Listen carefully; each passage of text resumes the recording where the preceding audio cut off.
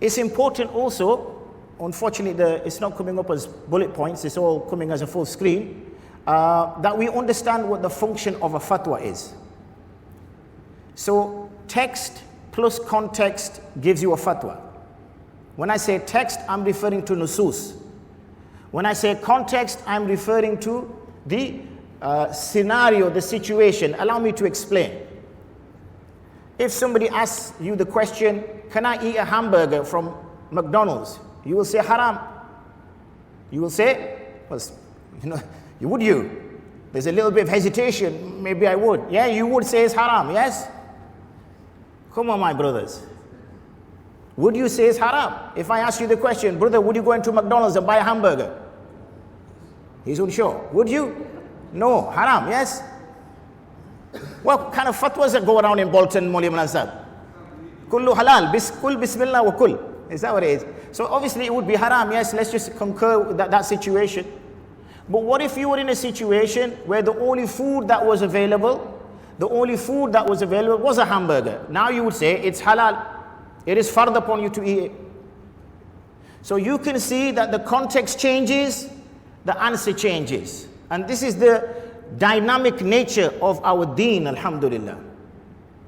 This is why it's so unique. Every time, for example, I've been invited to the University of Manchester to deliver a lecture on warfare in Islam. And they said, is there a codified law in Islam? And I said, no, there isn't. Even when Imam Malik was asked by the Khalif to codify the Muwatta, he said, no, you cannot codify it, leave it, otherwise you're going to abandon some other aspect of the Sunnah. So our deen is never codified. It allows the faqih the ability to give a different response depending on the situation. That's why it's important to understand that when Maulana Hanif Sahib said, I'm not sure if Maulana Hanif Sahib said when he arrived in the 1950s. I might have misheard it. It sounded like he said when I arrived in the 1950s. Well, he doesn't look any older than 27, 28 years old. Well, obviously the air must be a little bit different in Blackburn and in the northwest. In Yorkshire it's very fresh, alhamdulillah. So when he arrived in the 1950s, when he spoke, or joking aside, when our elders arrived in the 1950s, what did they do? They sent istifta to the Darul Iftars in the countries we came from, wherever that was, India, Pakistan, Bangladesh, whatever. They wrote across to them and they said, we are in the UK. What should we do for Ramadan? What did they say? Cite in your own country. That's what they said. Cite in your own country. They did not say, we will ring you from Pakistan, and when we see the moon here, you do it over there. They did not say, we will ring you from India, and when we see the moon here, you do it there. They did not say, we will ring you from Bangladesh, and you do it there. In fact, it would have made more sense to follow Pakistan for the Pakistanis, more sense for the Indians to follow India, more sense, because that's the country they're from, logically. So we said we can't see the hilal. Like we're struggling a little bit to see the slides. We can't see the hilal. So we were then told, follow the closest Muslim country. That's what we were told. Eager questions. I could already be answering them before they even come. So follow the closest Muslim country. That's what we were informed. So we said, okay, fine. What's the nearest Muslim country? They said Bradford. They said, no, apart from Bradford, which is the nearest Muslim country. They said, oh, okay, sorry. So then the nearest Muslim country they could find was Morocco. And the ulama said, yes, follow Morocco. So everybody followed Morocco. Then was that, look, we are a very impatient people in the UK. We can't wait till 12, 1 in the morning. And if there's a delay, it's a problem for us. When we go home, our wives are hitting us. They're saying, I want to start cooking for Eid. And you're telling me that it's going to be Eid on 2 in the morning, 1 in the morning. So there was a delay in the news.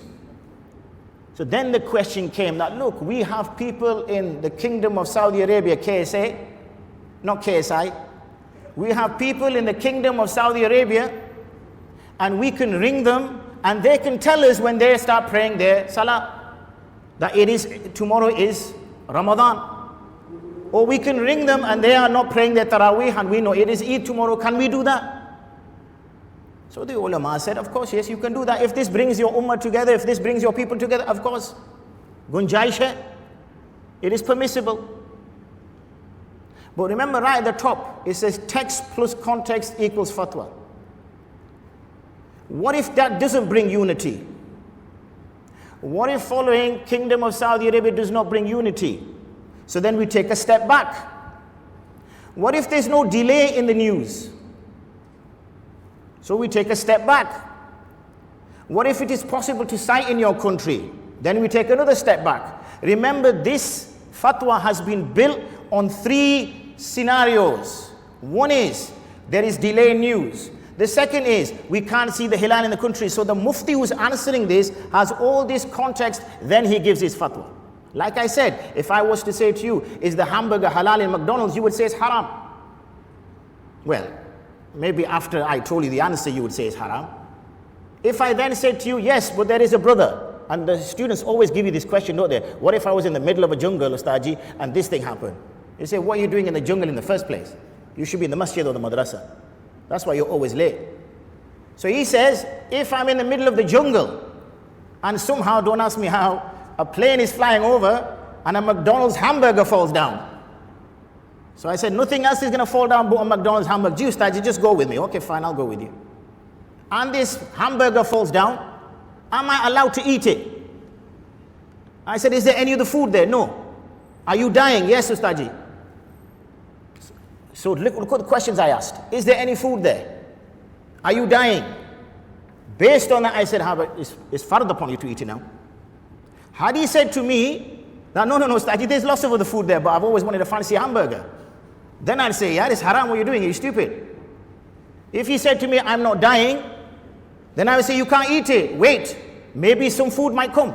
Maybe, you are a blessed person and the manna and salwa will come your way. Some birds will be sent to you.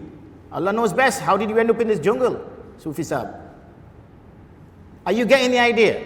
I want to stress this point because this is the development that Maulana Hanif Saab was talking about that has happened, and we are obscuring the answer because we are we're stripping away the context upon which the answer was given. That's why it's absolutely essential that we understand that.